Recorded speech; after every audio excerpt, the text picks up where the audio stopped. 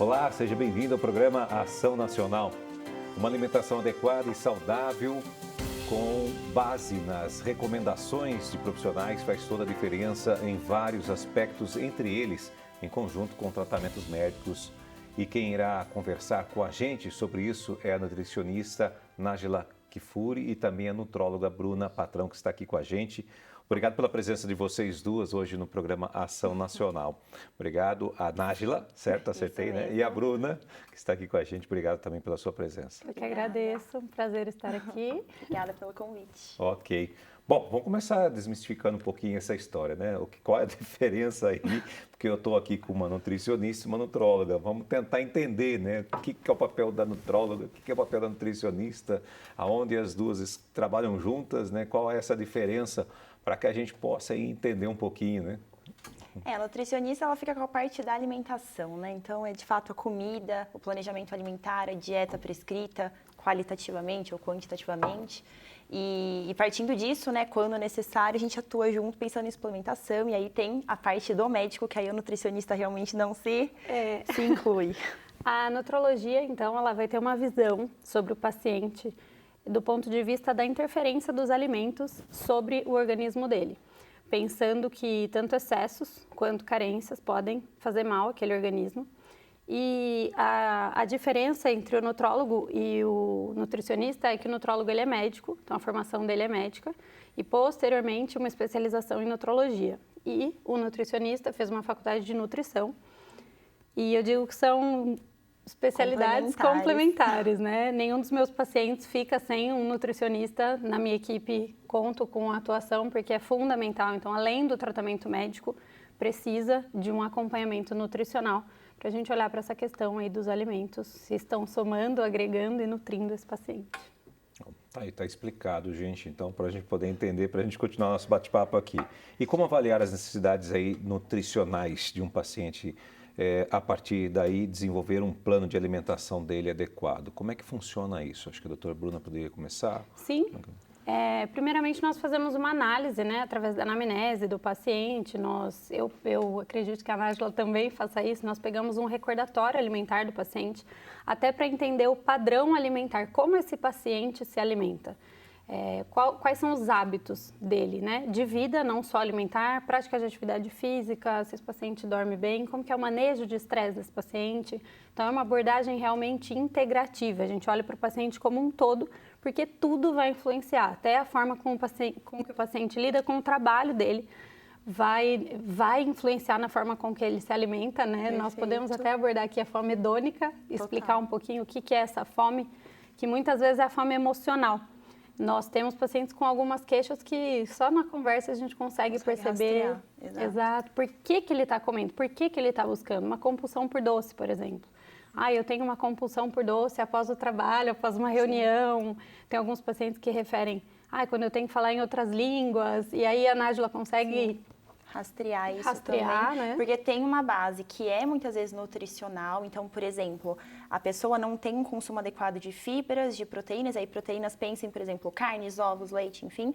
E aí por isso existe uma alimentação com muito açúcar, muitas vezes. E isso leva ao quê? A uma fome constante. Parece que a pessoa come, está sempre com fome. Então, dentro desse contexto, tem uma base dessa vontade de doce que é nutricional, mas às vezes é também uma questão mais comportamental, de buscar o doce, por exemplo, como uma forma de alívio de estresse, porque tem uma recompensa imediata ali. Então, esse é um exemplo. Resposta cerebral, inclusive, níveis de serotonina, né? A gente, ao ingerir um doce, você tem uma liberação de serotonina, dopamina imediato. Então, é inegável que o açúcar, ele gera prazer. Por isso que as pessoas gostam de chocolate? Exatamente. Ninguém sente isso comendo brócolis, infelizmente. Exato. Porque minha filha, posso falar que ela não pode ver chocolate na frente, ela né? Criança ainda, né? Nossa Senhora, vê chocolate, sai correndo. Que mas idade dá ela tem? 9 anos, dá um brócolis para você que ela come.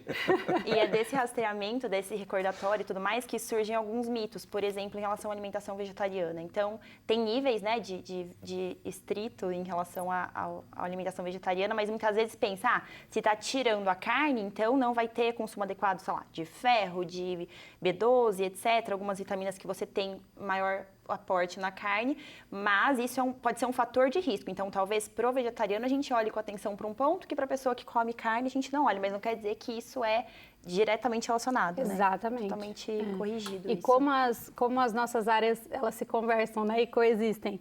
Aí a Nájila falou, eu identifiquei um padrão de comportamento. Então, que a gente estivesse no consultório agora, discutindo o caso de um paciente, eu ia pesquisar uma resistência insulínica. Haja visto que o paciente tem essa busca por doce. Então, provavelmente, a insulina ela é o hormônio responsável por colocar a molécula de açúcar dentro da célula, a glicose dentro da célula. Quando você tem uma resistência periférica à entrada de insulina na célula, esse açúcar sobe, essa insulina sobe. E existe esse padrão de busca. Então, por isso que é fundamental um nutrólogo ter um nutricionista. Mas você falou uma coisa, Bruna, que eu achei muito interessante. Essa questão da fome hedônica.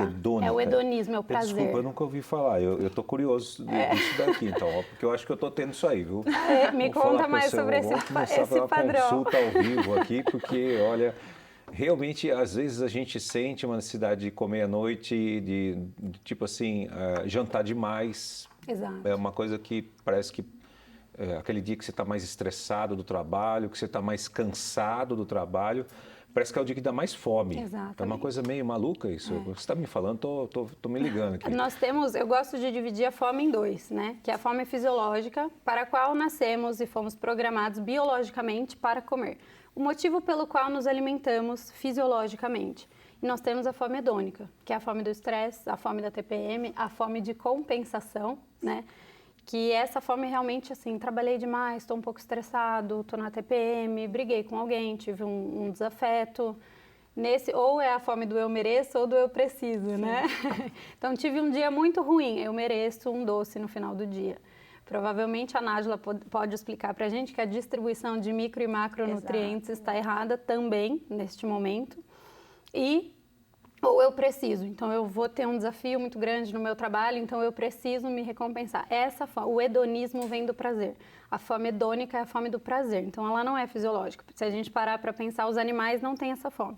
Somente nós temos essa fome hedônica, que é a qual, através do comportamento, nós tentamos, né, Nájila, trabalhar e trazer a luz de consciência pro paciente. E aí, junto disso, por exemplo, você falou de um dia de trabalho. Às vezes, nesse dia de trabalho, você não para comer. Você não faz o café da manhã certinho, você não consegue parar para almoçar. Nem consegue tomar água. Então, você entende que reúne duas coisas, é aquele cansaço, aquela sobrecarga e, ao mesmo tempo, um déficit, porque o seu corpo tem um basal ali, um básico que ele precisa para existir, mesmo que você não se exercite, que você não seja superativo, pensando em atividade mesmo, de, sei lá, caminhada, corrida, você tem um gasto basal ali até para estar sentado aqui raciocinando. Então, dentro disso, se você não atende as necessidades ao longo do dia, é como se o corpo fosse gritando, ele, preciso de energia, você não dá, precisa de energia. Chega esse fim do dia, ele grita com você, que é quando você está realmente mais impulsivo e vai em busca dos alimentos que dão energia mais rápido, que é basicamente que tem açúcar, ou que é de alta densidade calórica, que é quando geralmente combina açúcar e gordura, que são os mais ultraprocessados, né, que a gente chama.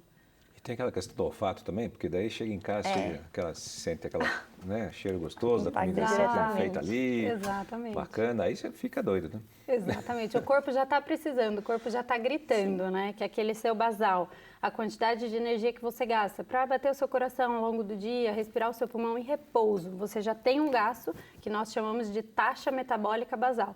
Se essa taxa já não está sendo preenchida, e aí para exercer suas atividades, ainda que laborais, não estamos falando em prática de atividade física, tem um gasto além. Você não está cumprindo esse gasto. Chega, aí vem o olfato, vem os estímulos sensoriais, né? A facilidade de acesso. Exato. E como oferecer ajuda para essa situação? Vamos lá. Para esse paciente... Para esse quadro que a gente está falando aqui. Primeiro, rastrear, eu acho que esse é um ponto importante. O que eu percebo muitas vezes, quando as pessoas me procuram eu não sei o que eu estou fazendo de errado, eu acho que é a quantidade. Aí a pessoa acha que está comendo muito arroz com feijão, por exemplo, no prato do almoço. Então, acho que o primeiro ponto é dar luz a essa consciência de que está existindo uma falha até de percepção do que a pessoa está comendo. Então, ela fala que ela não come pela manhã, mas aí, conversando, você descobre que, na verdade, ela come, é que ela não considera pegar um salgado na padaria como comer. Comer para ela é sentar e comer um prato de comida. Da mesma forma, ela acha que ela deveria estar emagrecendo, porque no jantar ela nem janta, ela só faz um lanchinho. Só que aí o lanchinho é, às vezes, uma tapioca super grande, ou então um monte de pão com manteiga, e enfim. Então, tem que rastrear, primeiramente, o que é esse comportamento disfuncional. Então, observar, olha, você entende que errado é isso aqui, mas na verdade tem uma série de outras coisinhas aqui que você não está vendo e estão passando batida e te levando a esse quadro. Então, acho que o primeiro ponto é rastrear.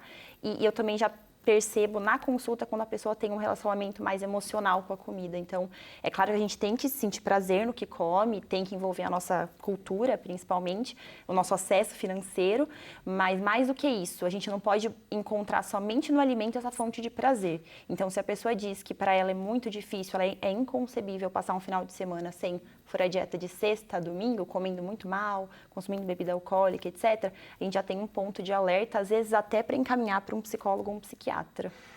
Então, a saúde mental é fundamental. Total, a gente está vendo aqui no papo de vocês aqui que eu estou prestando atenção. É uma pessoa que não está adequada nessa parte, é o caminho que está dando problema. Sem dúvida. Certeza. E quando a Nájila fala que o primeiro ponto para a gente ajudar esse paciente, ou qualquer outra pessoa, porque eu acho que todo mundo precisa de um nutrólogo, de um nutricionista, né, Nájila?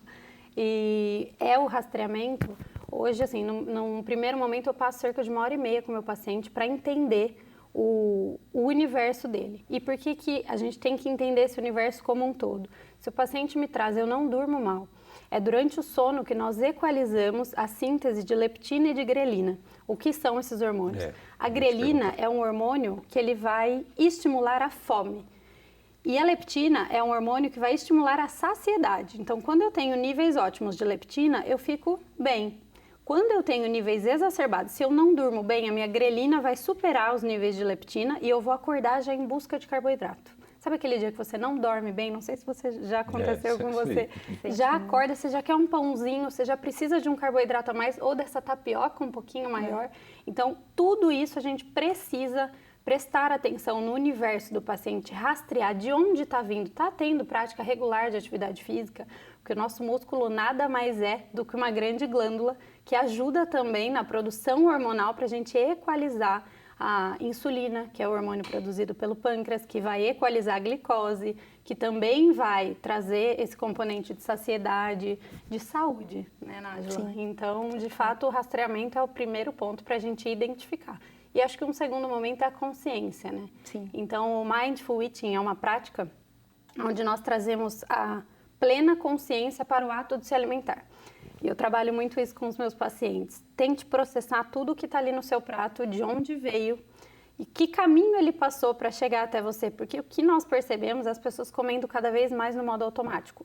Então, comendo celular na mão, TV ligada, smartwatch e não está nem percebendo, não está tendo um contato com aquele alimento. Sim. E esse comer, ele é patológico, né, Nájila? Acho que você pode falar bastante sobre isso. É que entra num cenário onde, se eu não estou comendo só por comer, eu estou comendo para me dar prazer, porque a minha alimentação, por via de regra, não é prazerosa, porque eu não tenho 10 minutos para parar para comer, ou então, se eu paro para comer, eu quero algo que realmente seja mais recompensador, porque na minha concepção fazer dieta é algo terrível, é horrível e é só alimento sem sabor. É sofrível. É sofrido, tira tudo aquilo que eu gosto. Então, juntando todo esse cenário, a gente tem que encontrar um caminho que, no fim das contas, é totalmente individual. A consciência tem que estar certa para você falar, bom, eu vou começar a fazer um trabalho nutricional, um regime, vamos dizer assim. Então, eu tenho que ter primeiro essa consciência de que aquilo é o bem maior para mim, aceitar aqueles desafios, né?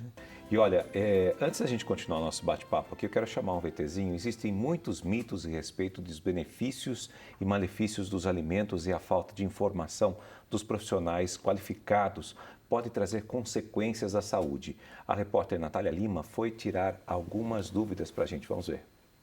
Toda criança cresce ouvindo dos adultos que comer arroz, feijão, legumes, verduras e frutas faz bem para a saúde. Muitos dizem que consumir laranja ajuda a prevenir o vírus da gripe. Já outros que o feijão com beterraba ajuda na anemia e que o limão acaba afinando o sangue. Mas será que esses conhecimentos populares são mito ou verdade? Com a queda das temperaturas, as dicas de como cuidar da imunidade e combater a gripe aumentam. A nutricionista Renata Guiral explica quais alimentos realmente auxiliam o sistema imunológico. Aqui eu trouxe alguns alimentos que a gente pode incluir, que tem diversos benefícios, que ajudam a gente a se preparar para essa temporada aí de temperaturas que talvez judiem um pouquinho da gente. Quais são os nutrientes-alvo aí, né, para a gente se preocupar um pouquinho mais? Então, acho que o campeão que todo mundo conhece é a vitamina C, que aí eu trouxe aqui um exemplo clássico da laranja. A gente normalmente não precisa suplementar a vitamina C, porque uma laranjinha dessa já tem tudo que a gente precisa de vitamina C no dia. Tem 2 temperos que a gente utiliza no nosso dia a dia, que são ali fortes aliados da imunidade, que são o alho e a cebola. Eles contêm componentes funcionais, né, que a gente chama, que comprovadamente atuam trazendo benefício para a nossa saúde em relação a alguma função específica, e nesse caso da imunidade. O mel está aqui do ladinho, porque também é um clássico quando a gente fala de imunidade.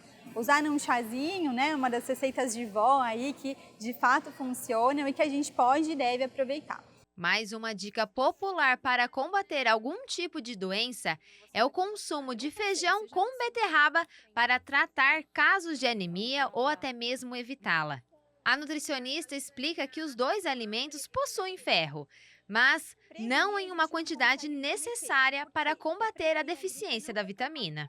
Vale a pena, mas talvez a gente precise de outras ações, né, para conseguir corrigir uma anemia, por exemplo. Só a beterraba no feijão provavelmente não vai ser suficiente, não. Se eu já tenho uma tendência, né, a ter anemia, se eu já estou com um quadro de anemia, eu preciso de fontes talvez melhores, mais biodisponíveis. E aí eu vou recomendar ou fazer o consumo de carne, principalmente aqui da carne vermelha, ou até da gente fazer uma suplementação de ferro para quem acaba excluindo esse alimento, por exemplo, os vegetarianos, os veganos. Comer o feijão, comer a carne e usar uma fonte de vitamina C de sobremesa na refeição, por exemplo, que eu aumento muito a biodisponibilidade desse mineral. Renata ainda tirou a dúvida se limão afina o sangue e se o tomate ajuda a prevenir o câncer de próstata. Não existe nada que mude o pH do nosso sangue, né? A não ser algumas condições de doença mesmo. Então, o nosso corpo sabe para onde manda cada coisa, né? Cada nutriente, cada elemento que a gente consome. E o limão é um outro exemplo importantíssimo de fonte de vitamina C. O tomate é uma fonte ali de licopeno e a gente tem estudos trazendo essa associação, né? Então, do consumo do licopeno com a prevenção do câncer de próstata especificamente.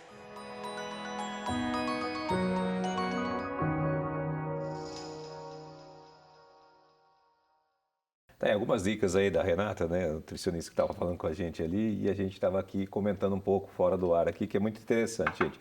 Tem uma história de que alguns medicamentos acabam virando milagreiros aí, né, que são remédios, né, aquela coisa, toma isso aqui com isso aqui, ou põe isso aqui, bate no liquidificador. É verdade isso? É mito? Os remédios realmente... Então, muitas vezes as pessoas vêm até para o nutricionista com uma ideia de que o alimento vai curar todos os problemas. E até eu preciso orientar, falar, olha, eu entendo que você tem esse ponto, a gente tem um aporte aqui muito legal da alimentação para trabalhar, inclusive na prevenção, mas existem efeitos que não são, a gente não pode extrapolar. Então, por exemplo, não é porque um alimento tem ferro que ele cura a anemia. Ele pode e deve, por exemplo, ser utilizado num contexto de tratamento. Por quê? Primeiro ponto, existem sim questões fisiológicas ou até associadas a medicamentos que levam à deficiência ou à menor absorção de alguns nutrientes.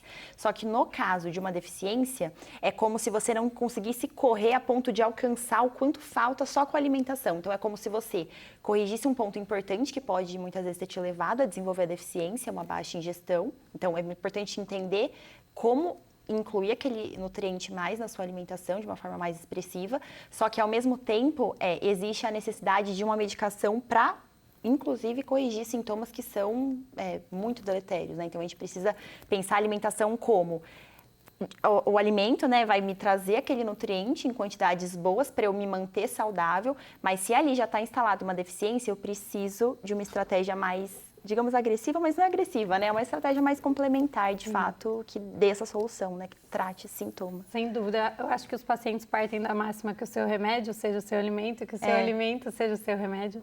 E eu acho isso muito legal, pensando no basal do paciente. Então, assim, uma alimentação saudável é a base da saúde do paciente, de fato.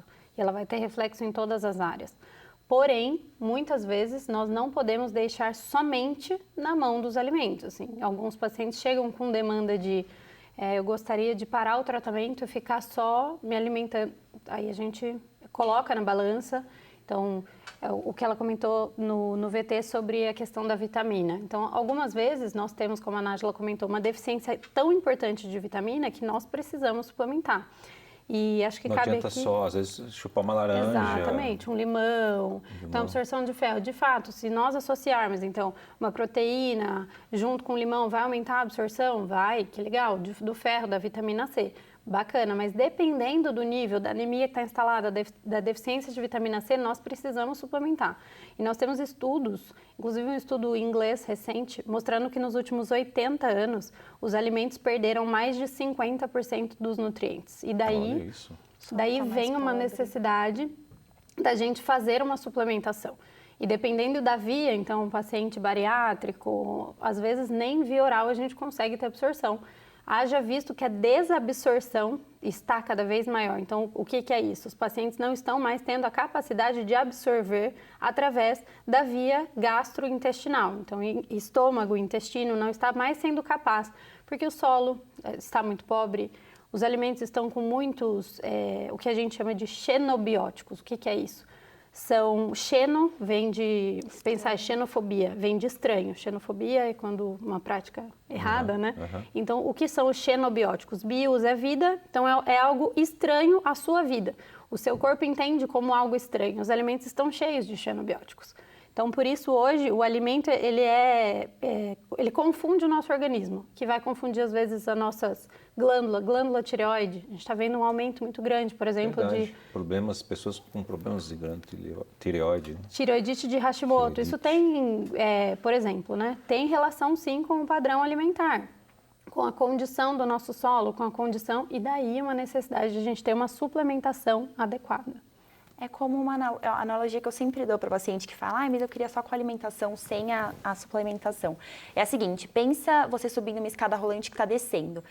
Você pode ir no seu ritmo, você pode, todos os dias eu tô aqui subindo degrau por degrau, mas é uma briga que você não consegue vencer sozinho. Então, realmente, você precisa desse aporte para corrigir a deficiência, e aí, com a alimentação adequada, você consegue manter isso no médio e longo prazo também. Eu já ouvi falar do AS, sim, afinar o sangue, mas nunca tinha visto que o limão afina o sangue. Isso eu também nunca tinha ouvido. Quando eu falar do limão, afina o sangue, falei, peraí, isso aí eu não vi. Então... O tomate de licopeno ser preventivo de câncer de próstata, sim, né? Nós temos estudos, artigos. Mas acho que só um ponto complementar, que vale para todos os alimentos que a Renata trouxe, é o seguinte, o fato de um alimento ter uma ação ali, terem estudos mostrando aquela ação, às vezes até já ensaios clínicos, estudos mais robustos, mostrando um efeito, não significa que você só consumir tomate e o restante está todo desregulado, vai resolver a questão do câncer. Acho que esse é o principal, não existe um alimento que sozinho, é um alimento num contexto positivo, aquilo traz um resultado legal, mas não adianta só ir para o tomate e estar num fast food, por exemplo. E no caso aqui, por exemplo, em tratamentos que são feitos em conjunto aí, na questão do câncer, da diabetes, da hipertensão, tem uma regra aí, né? Para ser utilizado com alimentos que auxiliam ou previnem. Sem dúvida. Então, por exemplo, a gente pegou um paciente juntos, estamos no consultório. E o paciente vem com essa demanda, então ele está tratando um câncer. Nós vamos avaliar as necessidades, né? Então, o que ele tem de deficiências hoje e vamos elaborar. Então, eu passaria o caso para a Nájila, assim, Nájila, eu estou com um paciente júnior, ele tem X idade e tal, e a gente está com uma demanda de uma neoplasia, certo? O que é o câncer? O câncer começou de uma única célula que partiu de um processo inflamatório e gerou uma doença. Então, o que eu preciso nesse plano alimentar? Uma dieta anti-inflamatória, certo? Sorrisinho não mente que a gente estaria completamente alinhado, né, E esse Nájila? ponto é muito interessante, porque o que acontece? Questão de inflamação, primeiro, né, a inflamação ela é essencial em níveis controlados para o nosso corpo. Por exemplo, quando a gente machuca o dedo, se não tivesse inflamação, a gente não conseguiria cicatrizar. Mas o ponto aqui não existe um único alimento. Então, qual alimento? Esse alimento é inflamatório, esse alimento é anti-inflamatório. Existem alimentos com potencial anti-inflamatório e pró-inflamatório que levam a um padrão alimentar. Então, por exemplo, uma pessoa que consome basicamente refrigerante, bebidas açucaradas, suco de caixinha, fast food, só pacotinho, né? Então, bolacha, biscoito, salgadinho. Ela tem um padrão de alimentação que é mais pró-inflamatório. Enquanto a pessoa que consome adequadamente frutas, vegetais, alimentos, né? Comida de verdade, de fato, ela tem uma alimentação com um padrão muito mais anti-inflamatório. Isso envolve a capacidade de cada alimento em si, como a gente deu o exemplo do licopeno, mas também o contexto como um todo e até a questão de saúde mental, de sono, de nível de atividade física. Então, falando do caso que você trouxe, temos um ponto a mais ainda pensando em câncer, que é a falta de apetite, muitas vezes. Então, aquela pessoa tem uma dificuldade em se alimentar. Aí precisa de complemento. Sim, ou até mexer na forma de preparo. Então, talvez não um bife grelhado, mas talvez uma carninha moída ou algo mais assim. Então, a gente tem que pensar até no preparo como um ponto importante para auxiliar a nutrição dessa pessoa. Exatamente, porque é uma doença extremamente... Ela consome, então ela é catabólica. Então, ela vai consumir. Catabolismo é o consumo. Anabolismo faz crescer, catabolismo faz consome, reduzir, quebra, exatamente. Então, o ponto aqui, principalmente em casos avançados, porque muitas vezes nós pegamos o princípio da doença, mas algumas vezes casos avançados. E aí, realmente, o paciente tem bastante dificuldade em ingestão de proteína, por exemplo. Então, muitas vezes vem através de suplementos e a gente procura um suplemento que seja de fácil absorção, porque o paciente já não está predisposto a comer, né? Porque as pessoas que têm diabetes geralmente tem delírio por doce, né? E aqui não pode, né? Exatamente. Por que disso? Eu acho que tem 2 pontos aí você vê se você concorda comigo. Eu acho que o primeiro é essa ideia de que você vai ter que cortar tudo para sempre. Então, acho que vira um negócio que você... É porque eu conheço pessoas que têm diabetes, elas sofrem demais. Mas eu não consigo deixar de comer um docinho, eu não consigo assim, deixar... começar que o principal tipo de diabetes que a gente vê é o tipo 2. O tipo 2 está muito associado ao estilo de vida. Então, o que a gente tem partindo disso? Já é uma pessoa que gosta de um doce. Então, assim, pensando nesse contexto, a pessoa já tem um consumo exagerado de carboidratos ao longo de uma vida, porque doenças crônicas têm esse ponto, né, de serem de longo prazo, aquela coisa bem sutil, e de repente a doença ela se manifesta, né? Então tem esse ponto que a pessoa gosta, e aí dentro disso você falar que vai ter que tirar completamente, às vezes causa uma ansiedade, por isso que muitas até evitam se tratar nesse sentido da dieta e pensam só na medicação e na medicação. E por outro lado, tem a resposta insulinêmica e glicêmica que a gente estava falando mesmo antes, de que realmente, como existe uma resistência ao sinal dessa insulina na sua célula, você acaba tendo um pico e o rebote o tempo inteiro no seu sangue. Então é como se a insulina alta, né, ela sinaliza que existe alimento, querendo ou não, né? Mas essa queda, esse rebote é muito intenso e é nesse rebote que a pessoa sente esse craving que a gente chama, né? Que é o impulso por doce, exatamente. E quando a Nájila fala de restrição, então do paciente se colocar numa caixinha, eu não gosto de falar, você está numa dieta, você teve um diagnóstico e agora eu gosto de trabalhar a mudança do estilo de vida com o meu paciente. Porque não é uma dieta que você vai começar agora. E geralmente, quando é passado isso para o paciente, ele fala, tá bom, e quando vai acabar? Já avisando assim, ok, eu vou viver esse processo agora para depois eu recompensar. Que é quando vem aquele reganho de peso importante, quando vem uma piora da patologia de base. Então, eu falo, é a mudança de estilo de vida. Agora você vai aprender para você levar isso para o resto da sua vida. E vão ter momentos de exceção. Porque você vai ressignificar a sua alimentação, mas você vai ter um casamento no final de semana, você vai na formatura do seu filho e tá tudo bem, e você vai poder ter os seus momentos de exceção, desde que o seu basal, desde que você tenha virado o seu mindset, né? Essa chavinha que você tenha compreendido todo esse processo. Mas vamos falar um pouquinho sobre a questão das crianças, que eu acho que é importante a gente entrar nesse mérito aqui dentro do programa, para que as pessoas entendam um pouquinho, né, nesse meio, né?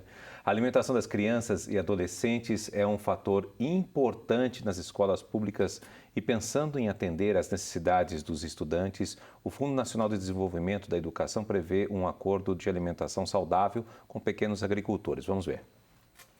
Comida de verdade de pequenos produtores rurais para as escolas do país. É o que prevê o Acordo de Alimentação Saudável, assinado por 4 ministérios e pelo FNDE, o Fundo Nacional de Desenvolvimento da Educação. De um lado, agricultores familiares fornecem para as escolas. De outro, os alunos passam a ter uma refeição mais saudável. Como é que eu quero uma educação de qualidade se a criança e um jovem não se alimentam adequadamente? Então, é fundamental essa questão de garantir a alimentação. O acordo prevê que 30% do valor repassado pelo Programa Nacional de Alimentação Escolar deve ser investido na compra direta de produtos da agricultura familiar. Os itens ofertados devem ser variados e respeitar a cultura, as tradições e os hábitos alimentares de cada região. Para o agricultor familiar, é vantajoso porque ele vai produzir sabendo que sua colheita será comercializada. Apenas 12% das compras são feitas da agricultura familiar. Então, há um mascaramento dessa compra que a gente tem que substituir pela compra efetiva da agricultura familiar. Os prefeitos ajudarem os agricultores a ter nota, caso eles não tenham uma nota, de ter uma associação, de ter uma cooperativa, para comprar no mínimo 30%. A alimentação saudável nas escolas também é uma estratégia para se evitar o adoecimento de crianças e adolescentes. Segundo o Ministério da Saúde, em 2021, 16% dos menores de 5 anos e 34% das crianças entre 5 e 9 anos de idade tinham excesso de peso. Já entre os adolescentes, 33% tinham excesso de peso e 13% obesidade. Oscilamos no Brasil entre o retorno da fome, que tanto é o empenho do governo liderado pelo presidente Lula na superação desse grave problema, como também da obesidade e outros problemas relacionados a uma alimentação inadequada em todas as faixas etárias. Ao mesmo tempo, 28% da população brasileira sofre com desnutrição grave. A desnutrição virou um problema das grandes cidades. A região sudeste, 34% de desnutrição. O nordeste, 24%. Está aí um VT para a gente poder entender um pouquinho. Eu acho que é importante respeitar essa cultura, as tradições, os hábitos alimentares de cada região e tentar trazer isso para a escola, para o alimento dos alunos. O que vocês acham? Sem dúvida, né? E se a gente mudar a alimentação das crianças, nós vamos ter adultos mais saudáveis, que é essa a ideia, né? Então, eu sou mãe de 2 e eu trabalho muito essa alimentação infantil, né? Porque eu acho que o cuidado com a alimentação, ele começa antes da criança ser gerada, né? No preparo para a gestação, durante a gestação, a amamentação, inclusive de cognição, quando nós falamos de crianças aprenderem melhor, crianças amamentadas ao seio materno aprendem melhor. E aí vem o momento da introdução alimentar, que é essa fase que essas crianças estão passando, né? As menores, e depois esse contato com o alimento na escola, de ser de produção, de famílias, então menos agrotóxico, uma comida mais saudável, e que as crianças consigam absorver isso e ter maior capacidade cognitiva, certo? Eu ouvi falar que às vezes é bom que a criança tenha os legumes separados assim no prato para que ela sinta os sabores dos alimentos diferentes, né? E entenda o sabor da cenoura, da batata, do arroz, do feijão separado. É real isso mesmo? Sim. Misturar tudo não vira? Na verdade, é uma técnica, né, de introdução alimentar. Ah, que legal, que legal. Então, você vai falar melhor que eu, né? É onde, assim, eu tenho 2 filhos, os 2 ainda estão em seio materno, então eu ainda amamento. Porém, o que a OMS recomenda, né? Que as crianças tenham 6 meses de aleitamento materno exclusivo e que seja mantido pelo menos até os 2 anos de idade, o aleitamento materno, e aí, a partir dos 6 meses, a gente iniciar uma apresentação, uma introdução alimentar, na qual, por que é importante a gente conseguir separar? Se você der tudo numa sopa, batido, amassado, a criança não vai saber diferenciar, então, o que é a cenoura, o que é a batata, o que é o inhame, o que é o brócolis, certo? Então, quando você separa, a criança, primeiro que ela tem o contato, ela pode pegar ou pode ser misto também, porque tem o que é certo e o que dá certo, né? Eu sempre falo isso para os meus pacientes. Em casa deu certo que as crianças pegassem com a própria mãozinha e comessem. Hoje os 2 se alimentam com talher, então foi 1 ano e meio, 3 anos de idade. E aí você entende, isso é um brócolis, eu gosto de brócolis, eu pego brócolis, eu enxergo brócolis, eu consigo visualizar, né? Na sua prática clínica entra isso também. Eles acabam reconhecendo, né? Então, o que acontece? Eu vejo adultos que têm um comportamento muito complicado em relação à alimentação por isso. Então, você tem que praticamente buscar estratégias para enganar, e é claro, ele sabe porque ele está preparando, mas assim, para disfarçar tão bem picadinho. Então, isso muitas vezes é reflexo desse cenário, onde durante a infância não teve contato. Então, existe até uma certa repulsa quanto a isso. Eu chamo de reintrodução alimentar, porque como eu trabalhei 2 introduções alimentares dentro de casa, então apresentar cada alimento, a gente muitas vezes tem o papel de reapresentar para uma pessoa de 40, de 50, de 60 anos. E aí quando os pacientes perguntam, nossa, mas eu não fiz nada disso até agora, tá tudo bem, vamos fazer a partir de agora. Que bom que teve um start e que você deseja começar, deseja ressignificar. Hoje eu acho válido a gente trazer que mais de 70% de todas as mortes no mundo são por doenças crônicas não transmissíveis, né? Que é diabetes, hipertensão, câncer. Sim. Então, são essas doenças. E o papel da alimentação, ele é fundamental. Então, em crianças, em adultos, em adolescentes, nas gestantes, nós precisamos trabalhar uma alimentação saudável. Uma criança, por exemplo, que ingere muito açúcar, que vive muito, vamos dizer a verdade, com doces e para cá e para lá, o que isso... no decorrer, ou então aqueles salgadinhos prontos, né, que qualquer solução vai lá, compra um, lá, toma, come aí para matar a fome. Né? Aquela coisa rápida de... Esse, inclusive, é um ponto muito associado à questão da merenda escolar, né? Porque, assim, no fim das contas, o paladar ele é totalmente adaptável, então a gente consegue sim mudar o paladar de uma pessoa que não aceita vegetais sendo adulto e ainda assim mudar, mas é muito mais maleável quando é criança por um conceito básico que ela não conhece. Então é muito mais fácil você acostumar aquela criança e aquela criança não ter problemas quando adulta, do que você depois de adulta, de fato tendo acesso inclusive financeiro a esses alimentos, conseguir mudar esse padrão. E aí dentro, pensando na merenda escolar mesmo, pensando no programa de alimentação nacional, né, da alimentação escolar, eu trabalhei por um tempo num laboratório da Unicamp voltado para isso, associado ao NUPENS.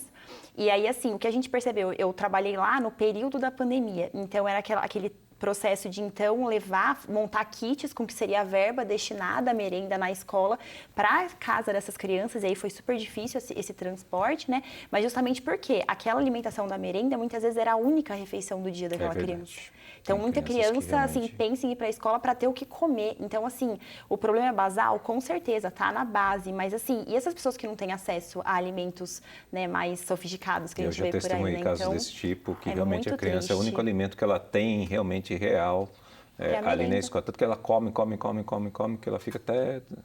Porque ela só tem aquele alimento mesmo, né, consistente para a vida dela. Mas, para a gente até encerrar esse bloco aqui, e o crescimento da obesidade nas crianças? A gente tem visto isso, principalmente no Brasil, isso acontecendo. É um reflexo disso que nós estamos falando aqui? É o fast food da vida e tudo mais? É o padrão de alimentação com maior densidade calórica, né? Que basicamente o que é densidade calórica? É o quanto de calorias você tem por uma porção. Então, quando um alimento ele oferece muita caloria numa porção pequena... Pouca atividade física. Associado a isso, você tem o quê? Você tem uma maior facilidade de consumir um excesso calórico. O excesso calórico, dentro de uma balança, leva você a ganhar peso a médio e longo prazo. E isso, quando começa na infância, a chance de corrigir depois é bem mais baixa. Então, é bem complicado, quando a criança é obesa, você mudar tanto hábitos, quanto até mesmo pensando na fisiologia, né, no próprio corpo, no longo prazo, isso quando adulta. Exato. E hoje os adultos, se você pensar que 53% dos adultos brasileiros são obesos, nos lares, eu falo sempre isso para os meus pacientes. 53%? São mais da metade, né? É isso, estão em excesso de peso, sobrepeso e obesidade, né? E você parar para pensar que não adianta você estar comendo um hambúrguer e falando para uma criança comer diferente. A palavra convence, o exemplo arrasta, né? Então, a criança vai querer repetir o padrão dos pais.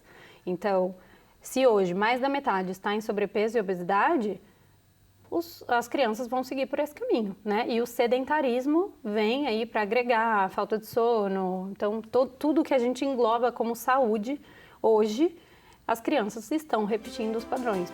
A desnutrição em adultos, ela pode afetar no seu dia a dia, em um período em que a gente fala muito em produtividade, aquela coisa que, não, você tem que, hoje a exigência muitas vezes do mercado de trabalho hoje está extrema, né? Depende de setores ainda, né? Sem dúvida. A falta de nutrientes em adultos com demanda, em idosos também, eu acho válido falarmos sobre os idosos. haja visto que a ingestão muitas vezes é prejudicada, a absorção é prejudicada. E a qualidade óssea, a qualidade muscular, ela já não é a mesma com o passar dos anos. E sem dúvida nós temos demandas, então, de falta de nutrientes, falta de suplementos, muitas vezes, gerando, então, baixa de qualidade de vida em adultos, jovens e também nas crianças, como comentamos agora. Eu vou dar um exemplo, por exemplo, que eu testemunhei, tá? Eu gostaria de falar aqui. Eu fui para São Paulo, né, até esse final de semana para trabalho, a gente estava lá.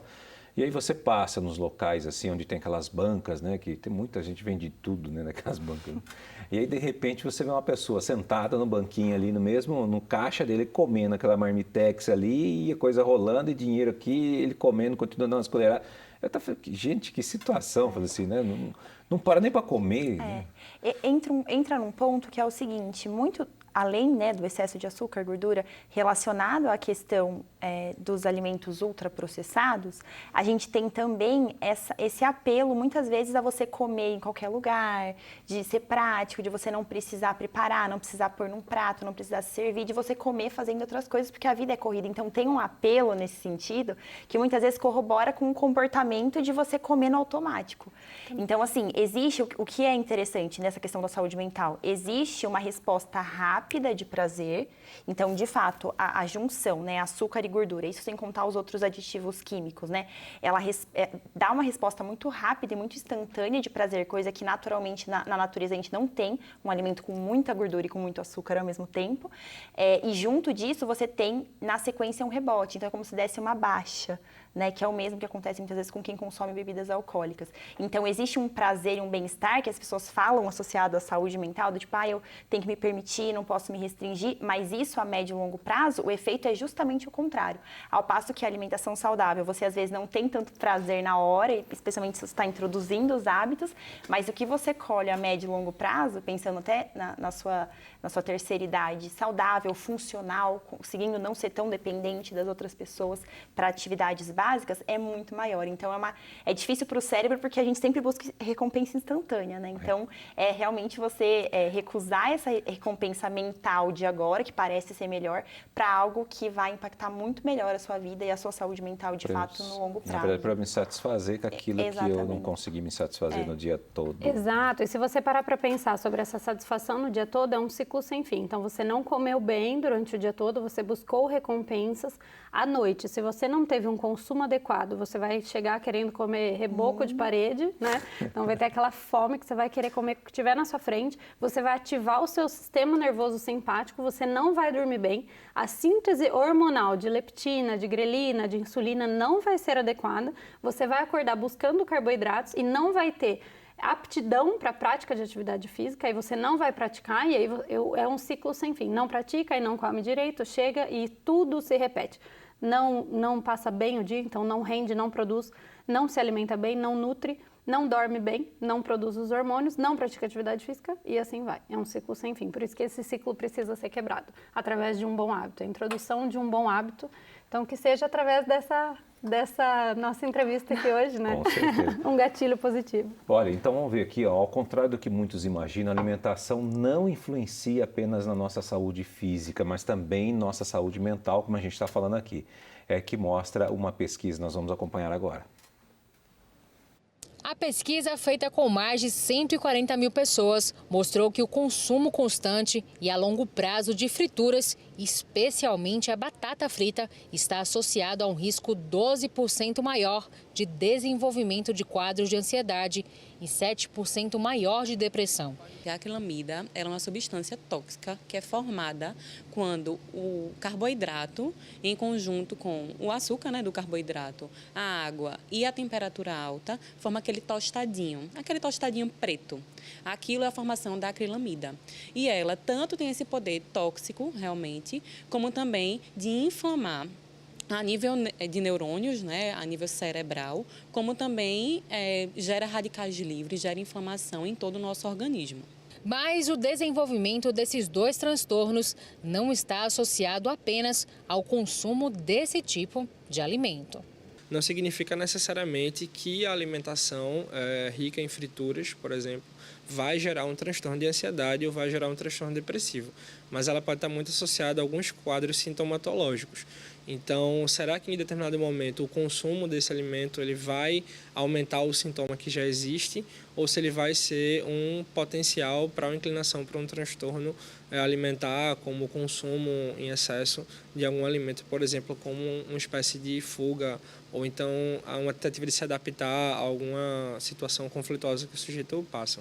Quem se alimenta mal pode desenvolver esses transtornos e a pessoa que tem um quadro ansioso tende a comer pior. Então, acaba sendo uma via de mão dupla. Quem consome muito pode gerar, não é único exclusivo isso, mas pode ser um fator para trazer essa ansiedade, como também o contrário. Quem já tem esses sintomas, né, que normalmente vai ter esse cortisol mais elevado, vai acabar consumindo mais esses alimentos. Eu lembro que você falou, Nájila, no início sobre a fritura, né, da batata. Eu não sabia disso, gente, que a batata, nesse sentido aí, ela pode gerar ansiedade e depressão. Não sabia mesmo. Eu acho que tem um ponto só, fechando nesse sentido, é que assim, existe um viés que é em relação a padrão de alimentação. Então, é claro que você não deve consumir esses alimentos, nunca vai ser indicado consumir frituras por uma série de fatores, mas no geral, a pessoa que consome batata frita, como exemplo do estudo, consome bastante, ela não consome batata frita com salada. Ela geralmente vai consumir batata frita com um hambúrguer que é mais gorduroso ou num fast food. Então é importante considerar o contexto dessa pessoa, o perfil dessa pessoa, digamos assim, né? Geralmente você está na mesa de bar, comendo lá, não é uma pessoa super ativa, então existe esse padrão que a gente chama desse viés de indivíduo saudável, né? Então... Em relação à saúde mental, nós vemos esse padrão de consumo, então, de frituras de imersão, então fritura em óleo, um predomínio do ômega 6 acima do ômega 3. Então, esse consumo de ômega 3, ele vai ajudar. Ômega 3 a gente encontra em gorduras boas, peixes, azeite, óleos de boa qualidade. Então, o ômega 3 ele vai ajudar muito na cognição, ele vai ajudar muito nessa função, inclusive de saúde mental dos pacientes. E nós vemos na prática clínica muitas vezes os pacientes com demandas de apatia, fadiga, que muitas vezes se confundem até com quadros depressivos e o paciente está extremamente desnutrido.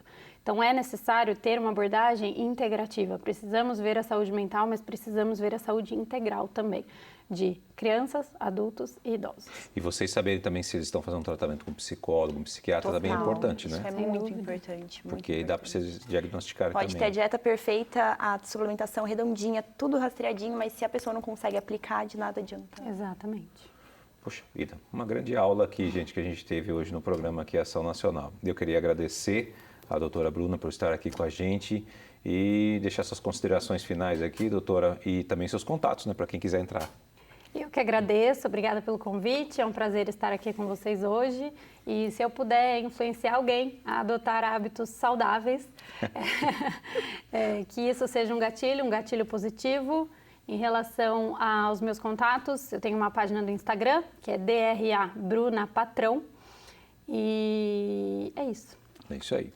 E você, Nájila? Agradeço também o convite, estou sempre compartilhando a minha rotina, enfim, os contatos estão nas redes sociais, é @Najla, najla.nutri, facinho. Facinho, né? Tranquilo.